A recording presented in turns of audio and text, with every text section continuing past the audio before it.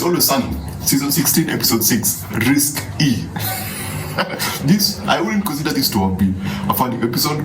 I would have considered it to be a very interesting, intriguing. This was an intriguing episode because now we find the gang now revisiting an arcade. You know, like an arcade that they used to visit back in the 80s. And it's funny because, no, it's intriguing because they expected the arcade to be the same as it was back in the 80s. You know, that they are astonished that things have changed, things have evolved. You know, people have been a bit more careful with what they say, with how it's presented. Kids are much, you know, they're much connected to their emotional, you know, core. They are much more sensitive. And yeah, and again, as you go into the episode, they come in together, but then when they enter, they are split again. Because Charlie shared information about boobs and his experience when he was a bit younger. And so you have Dennis, of course, who is fascinated about what Charlie is talking about and wants to find out, for science reason, to find out why and if it was true. And so Charlie and Dennis go on their own adventures to look for boobs. Dennis and Charlie go on their own adventure. Mark goes on his own adventure because he has these coupons and he wants to buy weapons. He wants to basically do what he used to do when he was young. He wants to relive because he feels like he missed out on most of his childhood, and so he wants to relive them.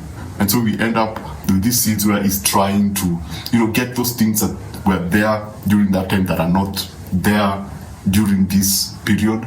And at at a certain point, I was like, wow, this is more of, you know, it's a commentary, because it played off more like a commentary. Like, he was talking about how the 80s you could actually just buy something that looked like a gun, had the weight. You know, the things that could be done in the 80s that are not done now were much more insane. And so when you hear Mark actually talk about them and talk about them still with that innocent mind, for me it was kind of, okay, that's kind of cool. Yeah. So at one point, Mark meets this young guy and they're playing a certain game. I didn't understand what the game was. And so at a point, things don't go well.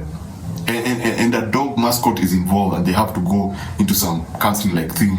And so they're seated down talking, all of them sharing what their thoughts were. And Mark goes off on like a small monologue. He goes on like a small monologue about the strength and how boys are today and how they used to be and the concept of punishment, how it worked. And that was kind of intriguing in a way. You know, it pulled me out of it's always sunny. And then there was a certain moment of sanity with what Mark was saying. And that was kind of cool. D and our friend Frank head out to go to look for jokes which are hidden in cheese. You know, that used to be in the 80s. This is a different age. And so you have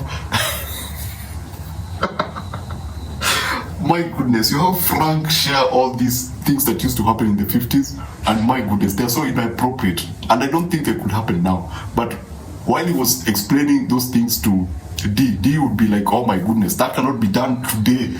You know, that was probably wrong. It was a violation of the law. And we get to also learn these expectations. And in this little joke hunt section, I think we got to really have some funny moments, especially with hot cheese. You know, Lee is wanting not to take something that is actually hot, and she decides, yeah, you know what, it's not hot. I mean, who is that person to tell Lee what she's supposed to do? So she ends up doing something and she gets, not spoiling, but yeah, that was D and Frank. For D and Frank, they were more like sharing more of what Frank's arcade in the 50s was like, and what that time period was, and what was actually happening. For him and D, that was the thing. Now, for Charlie and Dennis. So how Charlie got to see the boobs was through a hidden door, and she goes, and it's not like it's a real person, it's an animatronic. It's an animatronic. And so, where Charlie thought the door was, everything has been rebranded, the wall has been changed. And so they had to break in and go into the backyard and discover all these, you know, mascots that are and animatronics that have been thrown away. And right in front of them was, you know, that thing that Charlie and Dennis were obsessed with. And so they have to go. And so And so they have to go and check whether it was actually real, or it was, for scientific reason, they have to actually check whether whatever was there, the prosthetics, were actually real. And so you get this really funny thing that happened. I'm not going to spoil it for people, but if you've seen it, if you've seen it, you know what I mean. And so they can't feel like, if the pub was there, back in the 80s, the children would be separated from the parents so that the parents could have a soundproof room where they could do what they want. And now the kids would be left out to do all those dangerous things and careless things. So they can't now feel the need to actually bring that back. And so they do their thing. Things happen because, again, it's always sunny. I mean, you don't expect anything to go right, and you pity the victims because for everyone to enter that arcade, they had to sign a waiver. And so the episode ends. It ends at a very interesting, interesting turn of events. So yeah, that's season 16, episode 6. I wouldn't call it the funniest episodes.